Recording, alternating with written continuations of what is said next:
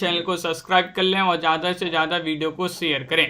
रोज़ अपनी एक क्लास होती है। तो आज का अपने यहाँ पर फर्स्ट क्वेश्चन क्या पूछा गया है, तो आज का अपने यहाँ पर पहला क्वेश्चन दिया कि हिंदी के प्रथम समाचार पत्र का स्वरूप कैसा था। कैसा था मतलब कि ये किस प्रकार का था, मासिक था, पाक्षिक था, दैनिक था या साप्ताहिक था।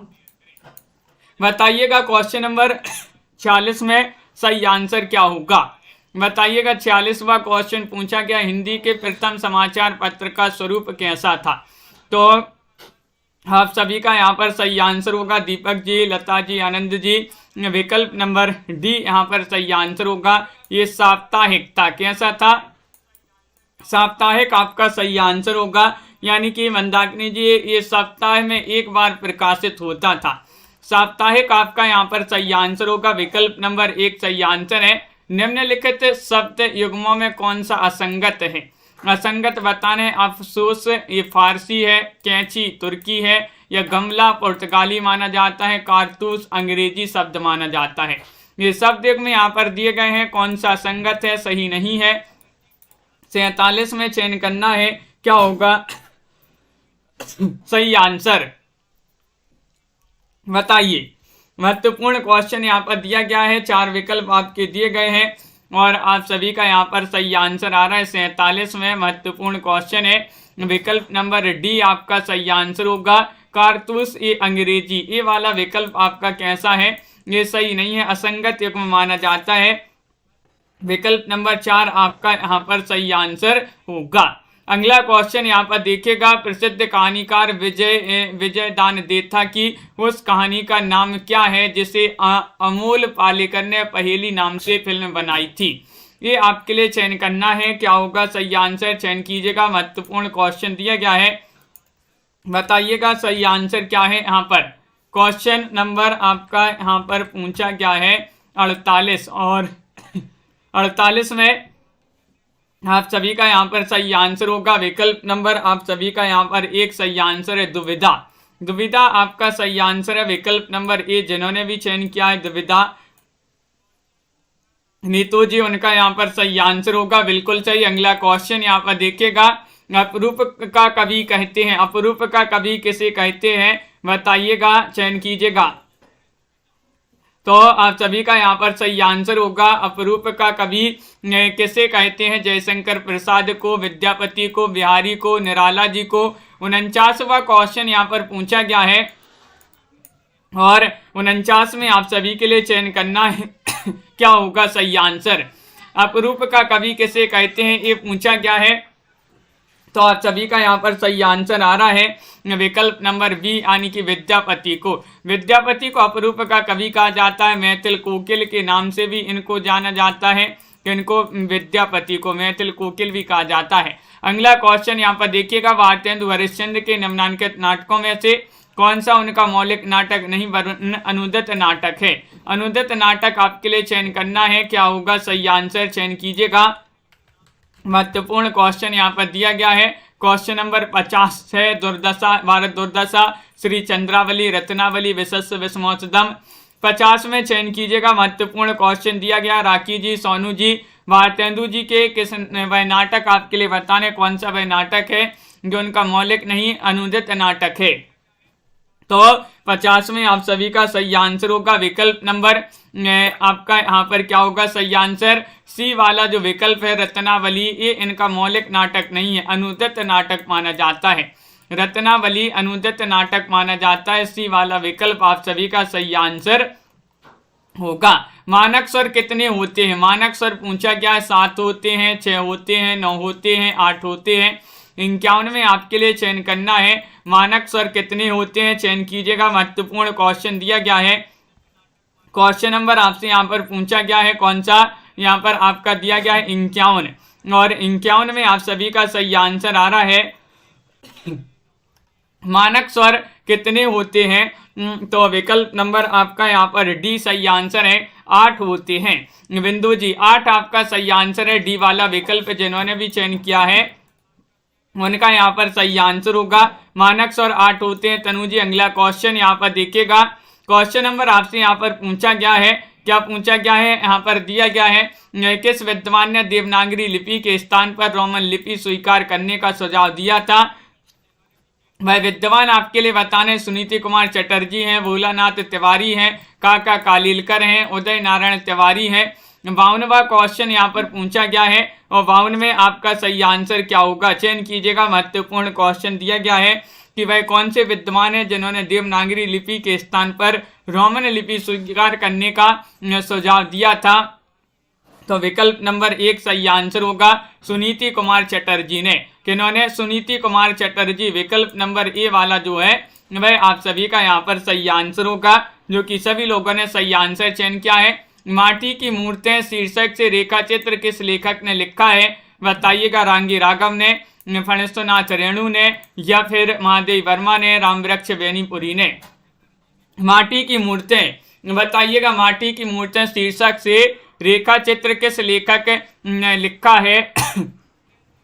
तो आप सभी का यहाँ पर 53 में सही आंसर होगा विकल्प नंबर डी, रामवृक्ष बेनीपुरी। रामवृक्ष बेनीपुरी आपका सही आंसर है। विकल्प नंबर 4 जिन्होंने भी चयन किया है उनका यहाँ पर सही आंसर होगा विकल्प नंबर डी, आप सभी का यहाँ पर सही आंसर है। रामवृक्ष बेनीपुरी जी का माना जाता है ये। अगला क्वेश्चन यहाँ पर दिया गया है, परिंदे कहानी को हिंदी की पहली कहानी किसने माना है। भाई आलोचक आपके लिए बताने, परिंदे जो है निर्मल वर्मा की कहानी मानी जाती है। कई बार पूछी गई है परिंदे कहानी, परिंदे जो है निर्मल वर्मा की कहानी है और इसको पहली कहानी माना है किस आलोचक ने, नामवर से ने, लक्ष्मी सागर वार्ष्णेय ने, राजेंद्र यादव ने, शंभुनाथ ने। तो 54 में आप सभी का सही आंसर क्या होगा, 54 में आप सभी का सही आंसर है विकल्प नंबर 1, नामवर से ने। इन्होंने, नामवर से जो है इन्होंने परिंदे कहानी को हिंदी की पहली कहानी माना है। बहुत बढ़िया। अगला क्वेश्चन यहाँ पर देखिएगा, क्वेश्चन नंबर आपसे यहाँ पर 55 पूछा गया, मित्र संवाद पत्र साहित्य किनके बीच लिखे गए पत्रों का संग्रह है, बताइए। रामविलास शर्मा, केदारनाथ अग्रवाल, नेमिचंद्र जैन, नागार्जुन, अमृतलाल नागर, यशपाल अज्ञे और विद्यानिवास मिश्र। मित्र संवाद जो पत्र साहित्य है किनके बीच लिखे गए पत्रों का संग्रह माना जाता है, 55 में बताना है। तो आप सभी का सही आंसर आ रहा है 55 में विकल्प नंबर आपका 1 सही आंसर है, यानी कि रामविलास शर्मा और केदारनाथ अग्रवाल, इन दोनों के बीच में लिखा गया जो मित्र संवाद पत्र माना जाता है, इनके पत्रों का संग्रह है। विकल्प नंबर 1 सही आंसर होगा प्रिंस जी। अगला क्वेश्चन यहाँ पर देखिएगा, तनु जी, क्वेश्चन नंबर आपसे यहाँ पर पूछा गया है, लगता नहीं है दिल मेरा, ये आत्मकथा की लेखिका कौन मानी जाती है। 56 में कृष्णा अग्निहोत्री हैं या मैत्रेय पुष्पा है, मन्नू भंडारी हैं, पद्मा सचदेवा हैं, बताइए। 56 में आपको चयन करना है, लगता नहीं है दिल मेरा, ये जो मानी जाती है आत्मकथा, ये किस लेखिका की आत्मकथा मानी जाती है। तो 56 में आप सभी का विकल्प नंबर अपन ने याद किया था कि लगता नहीं है दिल मेरा, किसके बिना, कृष्ण के बिना। तो कृष्ण से कृष्णा अग्निहोत्री आपका सही आंसर होगा। कृष्णा अग्निहोत्री की आत्मकथा मानी जाती है। विकल्प नंबर 1 जिन्होंने भी चयन किया उनका सही आंसर होगा।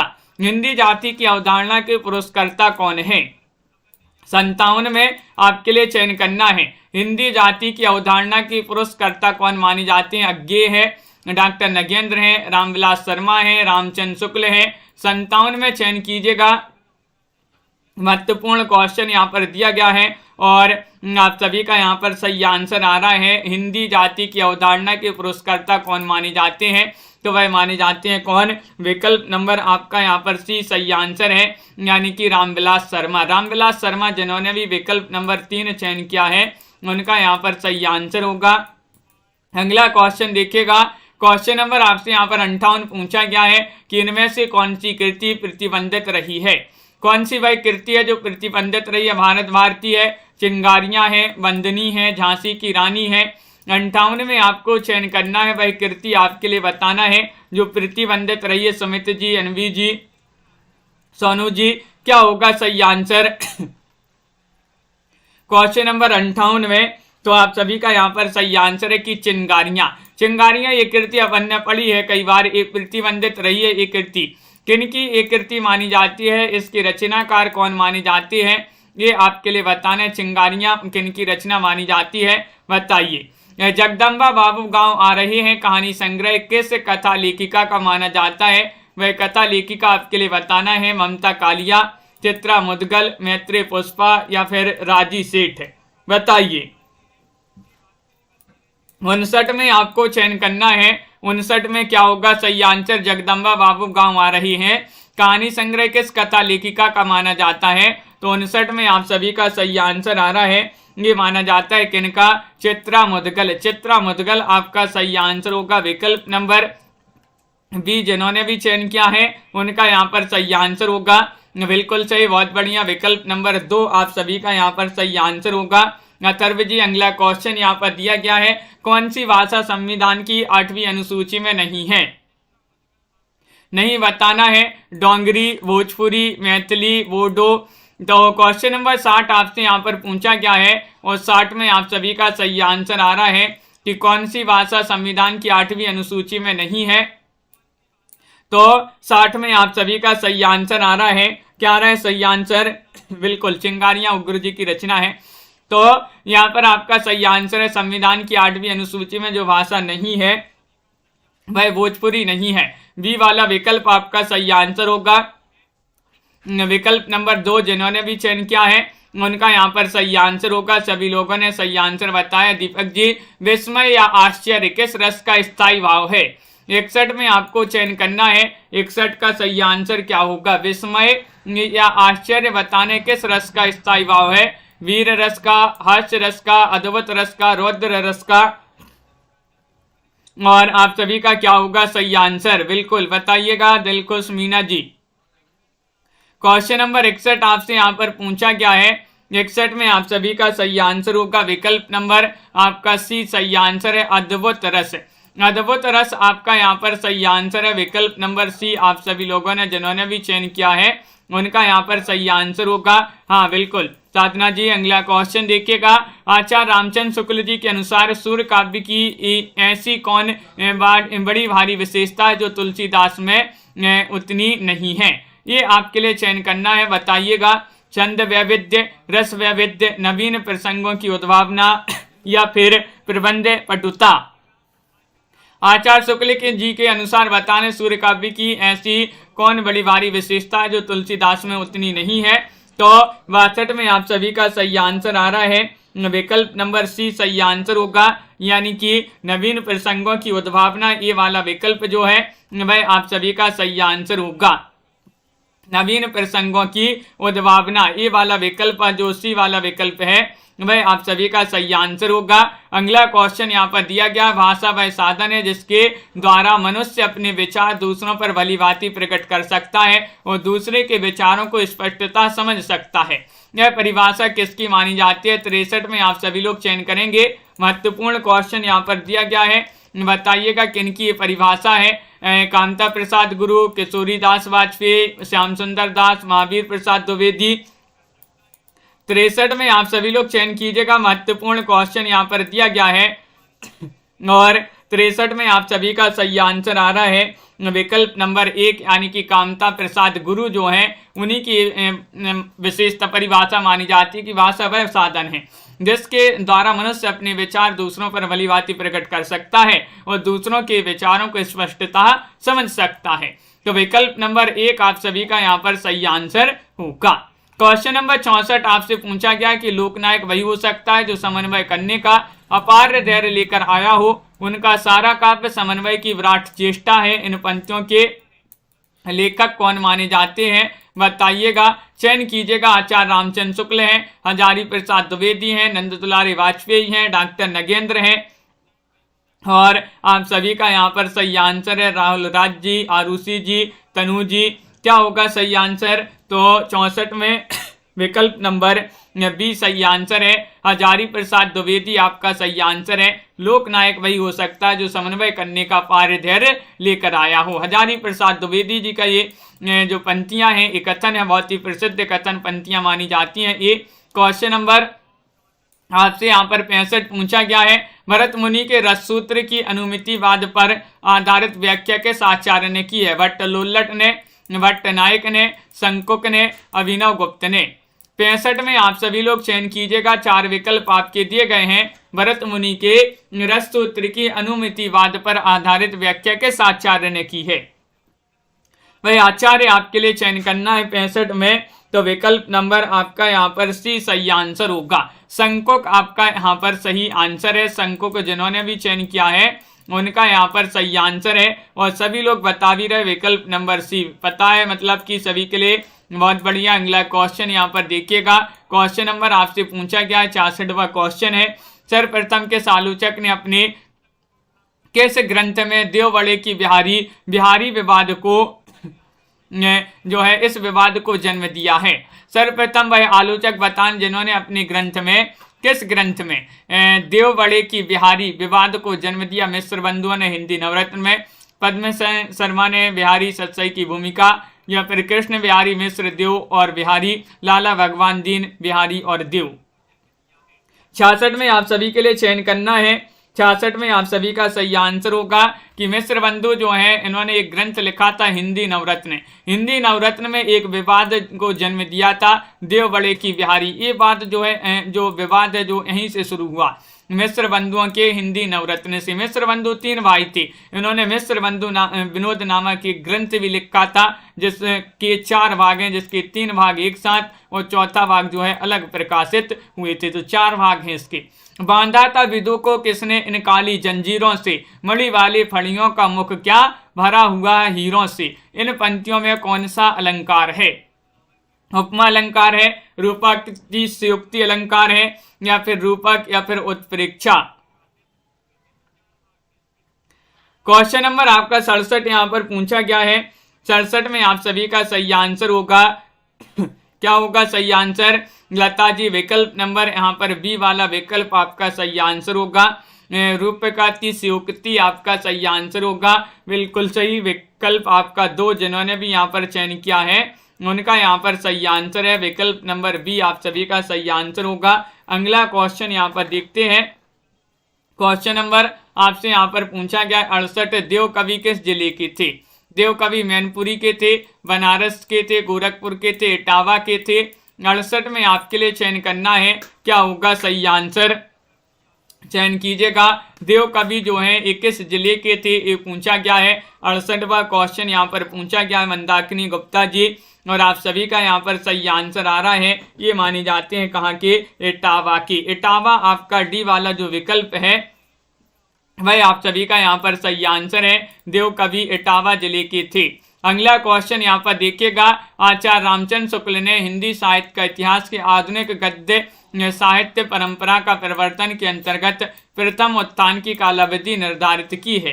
तो कब से कब तक इन्होंने प्रथम उत्थान की कालावधि निर्धारित की है ये आपके लिए यहाँ पर चयन करना है। चयन कीजिएगा। महत्वपूर्ण क्वेश्चन यहाँ पर दिया गया है।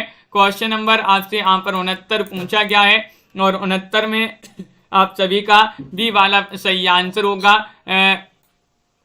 यानी कि संवत 1925 से 1950 विक्रमी तक जो है ये वाला विकल्प आपका सही आंसर होगा। बी वाला जिन्होंने भी चयन किया है उनका सही आंसर है। अखरावट काव्य कृति के रचयिता आप सभी लोग चयन कीजिएगा। 70वां क्वेश्चन यहाँ पर पूछा गया है। लाइक भी अवश्य कर लेंगे सभी लोग जिन्होंने लाइक नहीं किया है। लाइक अवश्य करते जाइएगा। महत्वपूर्ण क्वेश्चन यहाँ पर पूछा गया है। 70वां क्वेश्चन है और शेयर कर दें सभी लोग ताकि जुड़ जाएं इस क्लास से। अखरावट काव्य कृति पूछा गया है और ये रचना जो है ये मानी जाती है किनकी? 70 में बी सही आंसर होगा। मलिक मोहम्मद जायसी। अखरावट जो है जायसी जी की रचना मानी जाती है। विकल्प नंबर 2 आप सभी का सही आंसर है। आलपीन और गमला किस विदेशी भाषा के शब्द माने जाते हैं? 71 में आप सभी लोग चयन कीजिएगा। फ्रेंच के हैं, जापानी के हैं, या फिर अंग्रेजी के हैं, पुर्तगाली के हैं। आलपीन और गमला बताना है किस भाषा के शब्द माने जाते हैं, किस विदेशी भाषा के शब्द माने जाते हैं। महत्वपूर्ण क्वेश्चन यहाँ पर दिया गया है और आप सभी का यहाँ पर सही आंसर आ रहा है। ये माने जाते हैं पुर्तगाली। पुर्तगाली आपका डी वाला जो विकल्प है वह आप सभी का यहाँ पर सही आंसर है, जो कि सभी लोगों ने यहाँ पर सही आंसर चयन किया है।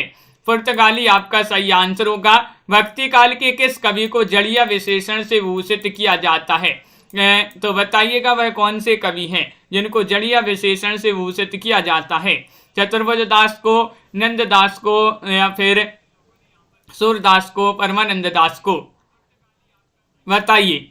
क्या बोलते हैं ना कि और कवि गढ़िया नंददास जड़िया, तो जड़िया विशेषण से जो है नंददास जी को विभूषित किया जाता है। विकल्प नंबर आपका 2 जो है वह आप सभी का सही आंसर होगा। जड़िया विशेषण से नंददास जी को विभूषित किया जाता है। विकल्प नंबर बी जिन्होंने भी यहाँ पर चयन किया है उनका यहाँ पर सही आंसर होगा।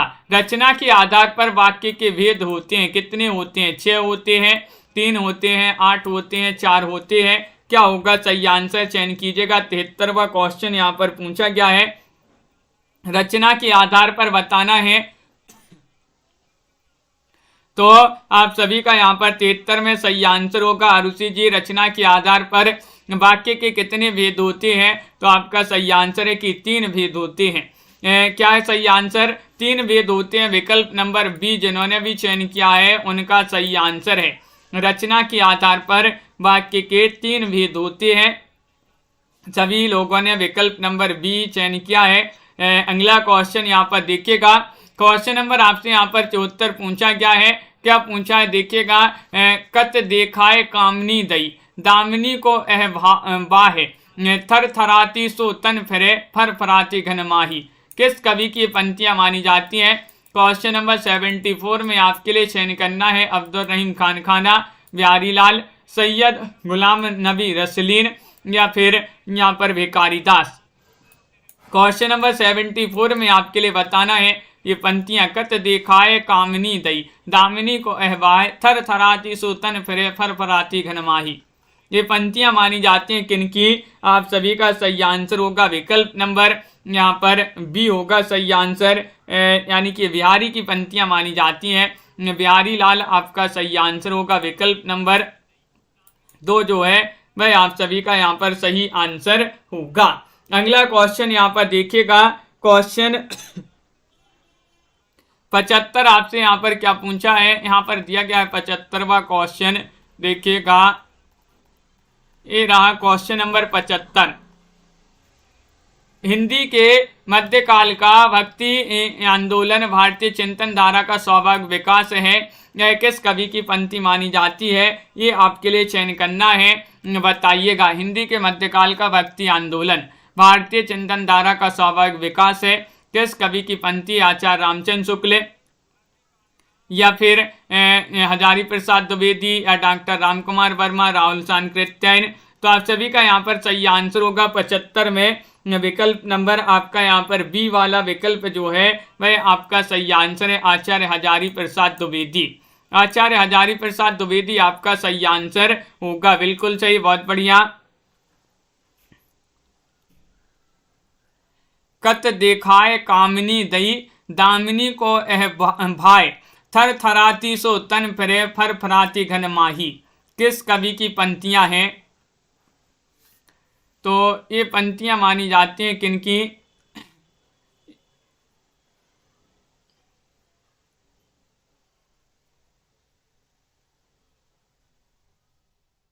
ये रसलीन की पंक्तियां मानी जाती हैं। विकल्प नंबर आपका यहाँ पर सी होगा सही आंसर। क्या है सही आंसर? सी वाला विकल्प आपका यहाँ पर सही आंसर होगा। रसलीन जिन्होंने भी चयन किया है उनका यहाँ पर सही आंसर है। ये यहाँ पर सुधार लें, रसलीन होगा सही आंसर। अगला क्वेश्चन यहाँ पर देखिएगा। क्वेश्चन नंबर, दंडी के काव्य शास्त्रीय ग्रंथ का नाम बताना। 76 में क्या होगा सही आंसर? 76 का सही आंसर बताइए। दंडी के काव्य शास्त्रीय ग्रंथ का नाम। 76वां क्वेश्चन आपसे यहाँ पर पूछा गया है। महत्वपूर्ण क्वेश्चन यहाँ पर दिया गया है और आप सभी का यहाँ पर सही आंसर क्या होगा चयन कीजिएगा। 4 विकल्प आपके दिए गए हैं। महत्वपूर्ण क्वेश्चन यहाँ पर दिया गया है और आप सभी का यहाँ पर सही आंसर आ रहा है। अंश जी, क्या आ रहा है सही आंसर? यहाँ पर आपका 76 में सही आंसर होगा विकल्प नंबर सी, काव्यादर्श आपका यहाँ पर सही आंसर है। काव्यादर्श आपका यहाँ पर सही आंसर होगा। दंडी के काव्य शास्त्रीय ग्रंथ का नाम काव्यादर्श है। यहाँ पर अगला क्वेश्चन दिया गया है, सन 1954 में प्रकाशित नई कविता पत्रिका के संपादक कौन थे? 77 में चयन करना है। और आनंद जी बिल्कुल एक बार और देख लेंगे अभी उन पंक्तियों को। 1954 में जो है प्रकाशित नई कविता पत्रिका के संपादक कौन थे? अज्ञे थे, धर्मवीर भारती थे, रामकुमार वर्मा थे, जगदीश गुप्त थे। 77 में आप सभी का सही आंसर क्या होगा? चयन कीजिएगा सभी लोग। महत्वपूर्ण क्वेश्चन यहाँ पर दिया गया है और आप सभी का बिल्कुल सही आंसर आ रहा है कि विकल्प नंबर आपका यहाँ पर जो डी है वह सही आंसर होगा। जगदीश गुप्त आपका सही आंसर है। विकल्प नंबर 4 जिन्होंने भी चयन किया है जगदीश गुप्त, उनका सही आंसर है। खलटाही का दूसरा नाम है, ये आपसे पूछा गया है, क्या होगा सही आंसर? चयन कीजिएगा। महत्वपूर्ण क्वेश्चन यहाँ पर दिया गया है। खलटाही का दूसरा नाम बघेली है, बुंदेली, ब्रज, छत्तीसगढ़ी। तो आप सभी का यहाँ पर 78 में चयन करना है। 78 में आप सभी का सही आंसर आ रहा है।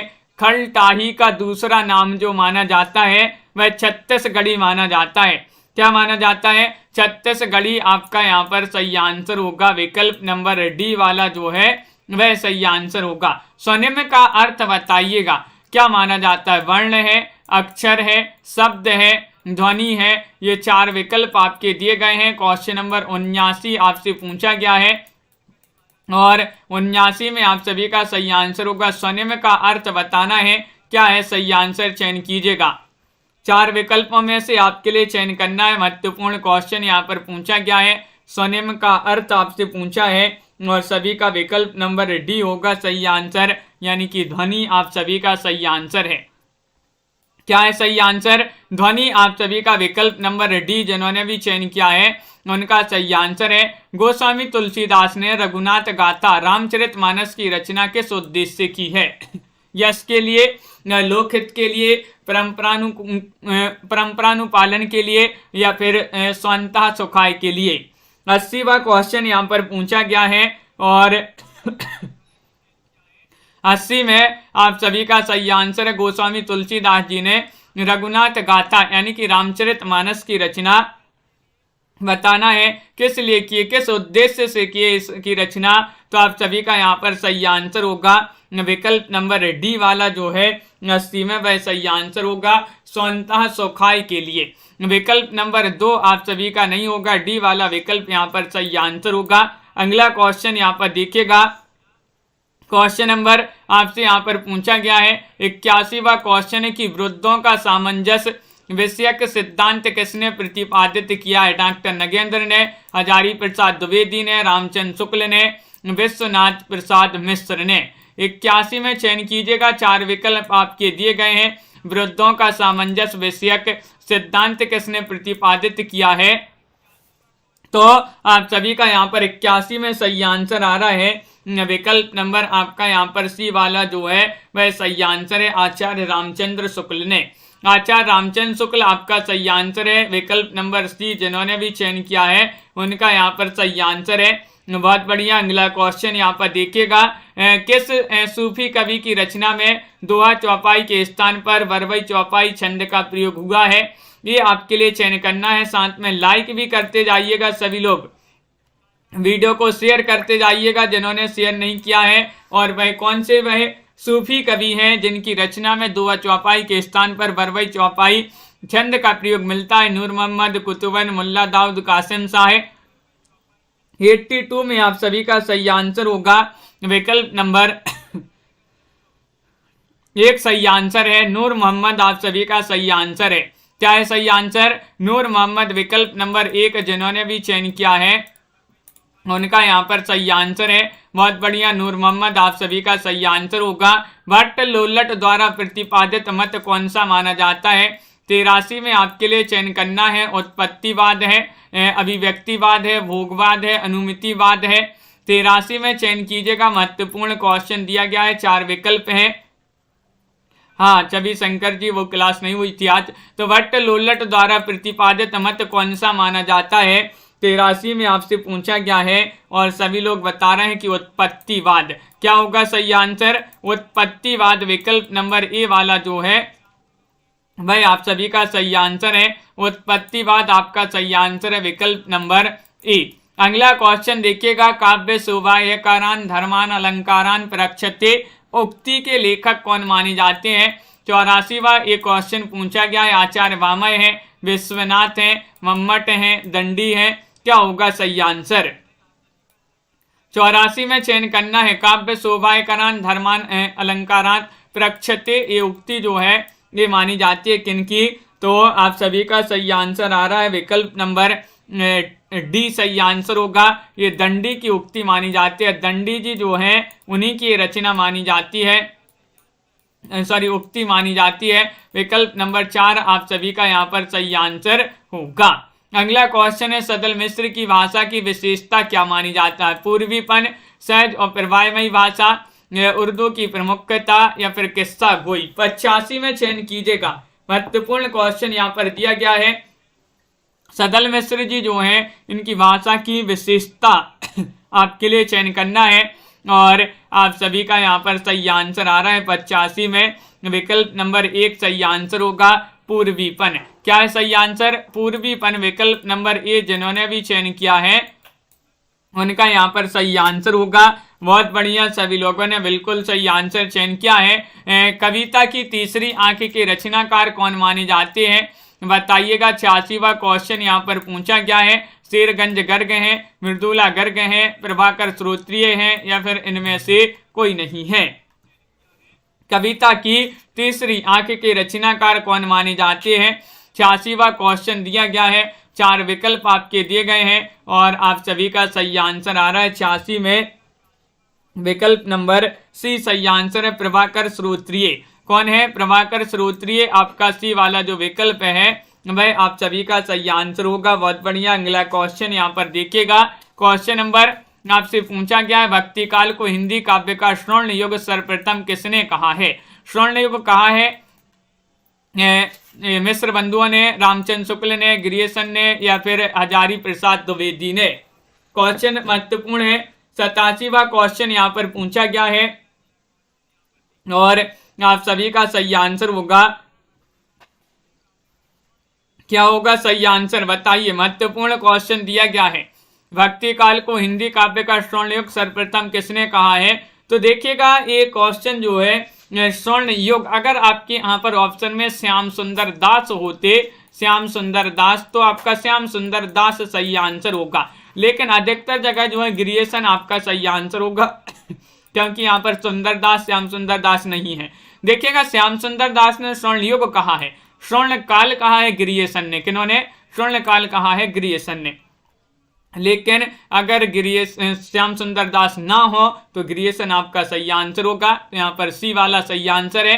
हिंदी के काव्य भाषा परक समीक्षक का नाम बताइएगा। 88 में क्या होगा सही आंसर? चयन कीजिएगा। महत्वपूर्ण क्वेश्चन है, मोटिवेशनल जी। क्या है सही आंसर क्वेश्चन नंबर 88 में? हिंदी के काव्य भाषा परक समीक्षक का नाम आपके लिए चयन करना है और आप सभी का सही आंसर आ रहा है विकल्प नंबर यहाँ पर 88 में सी सही आंसर होगा, यानी कि रामस्वरूप चतुर्वेदी। रामस्वरूप चतुर्वेदी जो है हिंदी के काव्य भाषा परक समीक्षक माने जाते हैं। विकल्प नंबर सी जिन्होंने भी चयन किया है उन सभी का यहाँ पर सही आंसर होगा। अगला क्वेश्चन देखिएगा, संवेदात्मक ज्ञान और ज्ञानात्मक संवेदन सूत्र के प्रयुक्ता कौन माने जाते हैं? रमेश कुंतल मेघ हैं, विजय देव नारायण शाही है, मुक्तिबोध है, मनोहर श्याम जोशी है। 89 में चयन कीजिएगा। क्या होगा सही आंसर? संवेदनात्मक ज्ञान और ज्ञानात्मक संवेदन सूत्र के प्रयुक्ता जो माने जाते हैं वह कौन माने जाते हैं? तो 89 में आप सभी का सही आंसर आ रहा है, मुक्तिबोध माने जाते हैं। कौन माने जाते हैं? मुक्तिबोध माने जाते हैं। विकल्प नंबर आप सभी का यहाँ पर सी वाला जो है वह आप सभी का सही आंसर होगा। अगला क्वेश्चन देखिएगा। क्वेश्चन नंबर आपसे यहाँ पर पूछा गया है, 90वां क्वेश्चन है। आचार्य रामचंद्र शुक्ल ने किस कवि को कठिन काव्य का प्रेत कहा है? वह कवि आपके लिए चयन करना है, कौन से वह कवि है।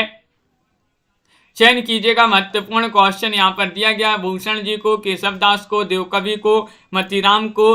तो आप सभी का सही आंसर होगा आचार्य रामचंद्र शुक्ल जी ने कठिन काव्य का प्रेत किस कवि को कहा है? तो केशवदास को कहा है। किन के लिए?